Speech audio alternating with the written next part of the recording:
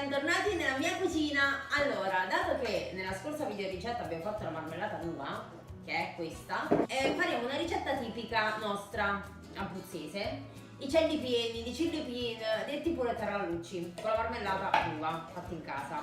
Gli ingredienti sono pochi e semplici. Allora, la marmellata d'uva, eccola qua, che abbiamo già provato ed è buonissima. 2 cucchiai di zucchero, 130 g di vino bianco secco, 170 g di olio. Potete utilizzare l'olio di semi o l'olio di oliva, quello che preferite, ma va bene anche l'olio di semi, che è più leggero anche come sapore rispetto all'olio di oliva. Un po' di biscottini da tritare per rendere la marmellata un po' più compatta, perché essendo che non è liquida, però diciamo che è molto morbida, deve essere un po' più compatta per fare ripieno, quindi utilizzeremo biscotti tritati, cannella in polvere, un pizzico di sale, farina 00 per dolci. Il quantitativo diciamo non è certo, quindi voi per sicurezza prendete 1 chilo di farina, poi in base a quello che l'olio e il vino si tirano la utilizzate. Un po' di cioccolato, diciamo 2 cubetti, quindi 100 g di cioccolato in questo caso bastano, da tritare, cioccolato fondente. Mandorle con la buccia tostate, io già le ho tostate in padella semplicemente, lo potete fare anche al forno come volete voi, come preferite. In padella sempre una manciata, più o meno saranno un centinaio di grammi anche questi.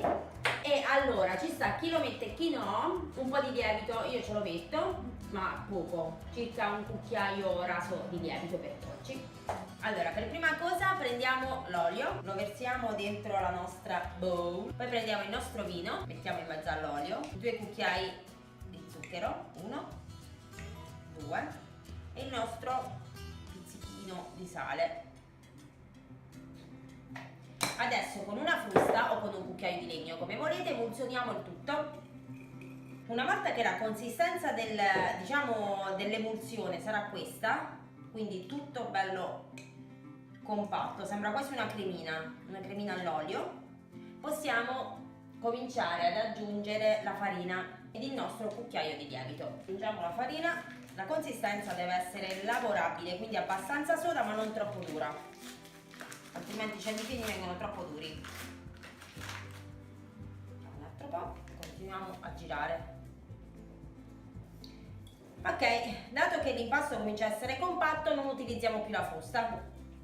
Ecco qui, una volta che avrete raggiunto questa consistenza, quindi morbido ma lavorabile, lasciamo riposare l'impasto una mezz'oretta, quindi lo copriamo anche con uno strofinaccio e intanto prepariamo la marmellata, il nostro ripieno.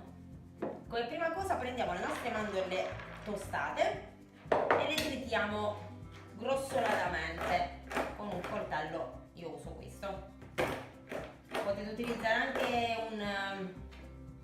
un attrezzo elettrico, però io in questo caso voglio un po' l'antica, quindi utilizzo la forza nelle braccia. Fatto, una volta raggiunta questa consistenza con dei pezzettini più grandi, più piccoli, un po' misto, va bene, lo possiamo riporre. Adesso è la volta della cioccolata, stesso discorso, pezzettini. Ecco qui, pronto? Possiamo metterlo nella stessa ciotola delle mandorle, tanto andranno mischiati. Adesso tritiamo i nostri biscottini. Per non utilizzare elettrodomestici facciamo così, mettiamo in una bustina con la chiusura ermetica tipo quelli di Ikea, se li avete, se non una qualsiasi bustina di plastica. Prendete un mattarello e ce lo passate sopra. Ecco qui, è diventata una farina. Questo non lo aggiungiamo direttamente alle mandorle e alla cioccolata, perché in base alla consistenza della marmellata ce l'aggiungiamo o meno. Allora adesso come prima cosa prendiamo la marmellata e la versiamo qui dentro. Com'è bella! Tutta fatta in casa, ingredienti naturali, senza conservanti. Cominciamo ad aggiungere un po' di composto.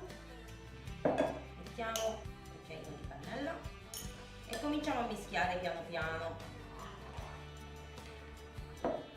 Allora, se avete un'arancia è buonissimo anche metterci la buccia grattugiata di un'arancia, però io al momento non ce l'ho, quindi ne faremo a meno. Guardate come sta diventando bella. Allora, ci aggiungiamo un po' della nostra polverina magica, un po' per volta. Allora, possiamo mettere ancora un po' di mandorle e cioccolato. Ovviamente se vi avanzerà il composto, perché questo varia in base alla marmellata che utilizzate, a me era un po' meno di un barattolo, però diciamo solitamente dovrete usarne almeno un 300 grammi di marmellata, 350 grammi, a me un po' meno perché poi era già mangiata. Il nostro ripieno è pronto, la consistenza deve essere compatta ma non dura. Questo possiamo metterlo a riposare un pochettino e riprendiamo il nostro impasto iniziale. Ecco qui il nostro impasto creato in precedenza. Allora, infariniamo leggermente il nostro piano di lavoro. Cominciamo col prendere un pezzetto di impasto che avremo un attimino rilavorato così e cominciamo a stenderlo possibilmente in una striscia. Il bello di questi tarallucci è che comunque le forme difficilmente verranno tutte uguali, però è proprio il bello di fare qualcosa artigianalmente. Allora, quando avrete steso una sfoglia di circa un paio di millimetri, cominciamo a fare delle montagnette di marmellata, così. Adesso prendiamo il lembo di sotto e lo sovrapponiamo alla nostra marmellata, così. Adesso con l'aiuto di un tagliapasta faremo delle forme a mezzaluna. Facciamo prima delle pene. 1, 2. L'impasto avanzante poi lo riutilizziamo. Allora, appiattiamo un po' il bordo. Se vediamo che la pasta eccede, la restringiamo un po'. Schiacciamo di nuovo. Dopodiché solleviamo il bordo e facciamo tipo un tortellino. Così, uniamo i due lembi più lunghi, facciamo un pochettino ed è pronto.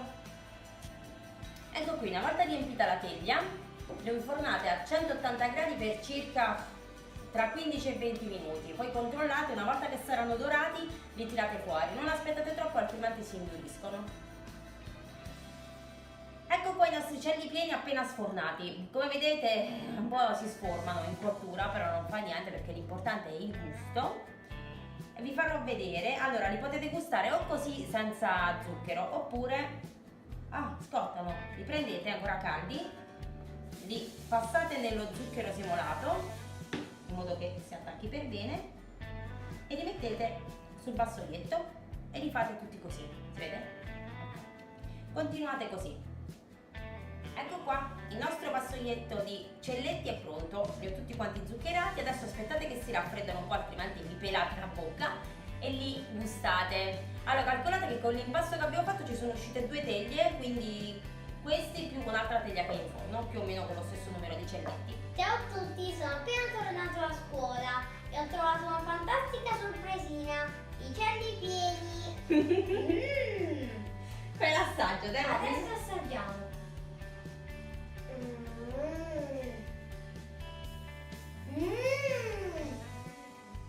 Buonissimo! Cosa devono fare i nostri amici? Non lo so. Mettete mi piace e iscrivetevi al canale!